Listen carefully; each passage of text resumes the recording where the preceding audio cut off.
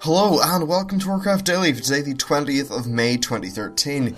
This video is going to be a roundup of mainly the PvE changes in patch 5.3 and should just serve as a quick overview for you that's pretty detailed. Now, first of all, we have scenarios, and there's been 4 added in patch 5.3.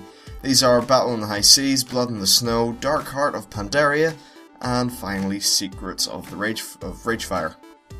So, first of all, we have the Battle in the High Seas. In this scenario, pretty much you hop around all the different Alliance/Horde ships. Along the way, you got loads of buffs and interesting things. And if you fall in the water, you'll be eaten by a shark, which is lovely. Overall, it looks like quite a fun scenario, and I'd say on Heroic it could actually be pretty interesting. Now for Blood in the Snow, pretty much Zandalari trolls have been stirring up trouble with the Frostmane trolls outside Ironforge, and you've been sent there to kill them all. So you start off by freeing a whole bunch of scouts, and there's a bonus objective for saving all of the scouts and deactivating whatever's causing the snowstorm. And then finally you go and you kill the leader and, finish off the genocide of those trolls. So yeah, this one doesn't actually look too interesting to me, but whatever, it could still be fun. Next is the Dark Heart of Pandaria. This is in the Vale of Eternal Blossoms. Apparently, pretty much the Horde have been mining and they've awakened something, and oh dear. Pretty much you kill the first boss and you end up finding a bunch of artifacts, which takes you to the Vault of Yesharj, or something like that. Now, who is that? Well, that's an old god, and could actually play a role in patch 5.3. So after killing the final boss, which is an echo of Yesharj, there's a whole bunch of lore and stuff. This pretty much just introduces a new old god, which a lot of people are speculating is what sort of makes Garrosh completely go off the deep end in patch 5.4. And finally we have the Secrets of the Ragefire. For this you go into the abandoned part of the Ragefire Chasms, which is under Orgrimmar, and in there you find out that Garrosh has been doing a lot of funny business. There's a whole bunch of Kor'kron weapons and Proto-Drake eggs, suggesting he's allying with the Dragon Maw, and the Dragon Maw are total dicks, so that's not good. And eventually you escape and tell Vol'jin what the fuck's going on. So, all in all, it's nice to see new scenarios. Maybe if you would have dropped one or two of the less interesting ones and gave us a dungeon, more people would be happy. But the heroic scenarios, I think, are going to make up for it because they look really awesome. Now, for heroic scenarios, these are new in patch 5.3. They require a pre-made 3-person group with an average item level of 480. And the first you do every day will give you 120 Valor points.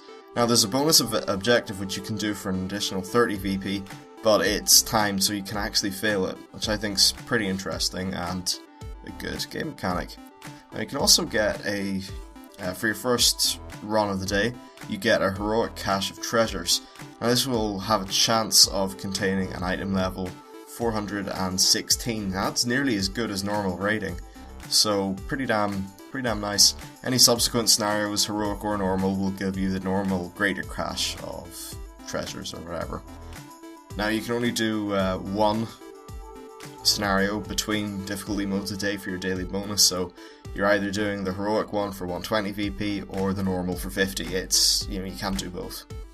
So I think that would be very high VP gain, which would be handy, but no. And finally, well not finally, but there's a quest called Heroic Deeds. You can get this in your faction's Vale City. This rewards you with a bulging heroic cache, which is a guaranteed item level 516. You can do this one time only, so no matter what you're getting a guaranteed upgrade. And they've also added a heroic cache to challenge modes, which gives challenge modes an actual gear incentive to do. Now next all, we have the legendary quest. This is the one with Rathian, and the next stage has been unlocked. After doing a whole bunch of challenges and things for the Celestials, you'll be rewarded with an item level 600 cloak. Now 600 is a very big number, and these cloaks are very powerful, so I think that's a guaranteed upgrade for all of us, and it's pretty damn nice. Next up, we have the Brawlers Guild.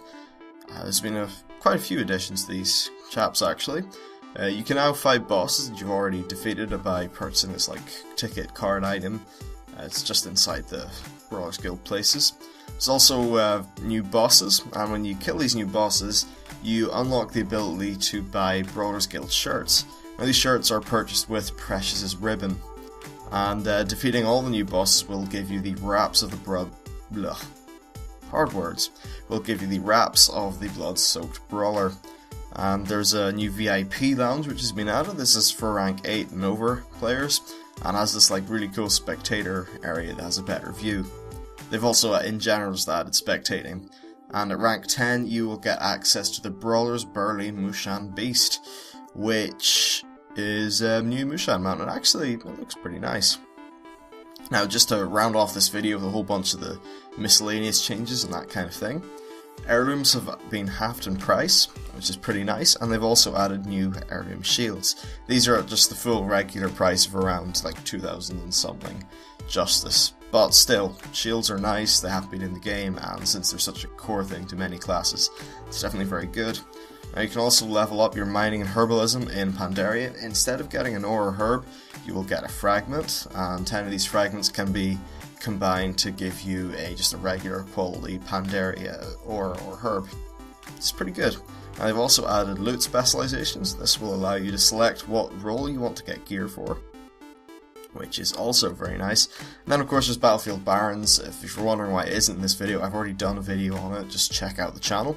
So that's it for this video. Please like and subscribe, it really helps the show out, and comment, tell me what you think, or stuff like that. I don't know, something. Engage.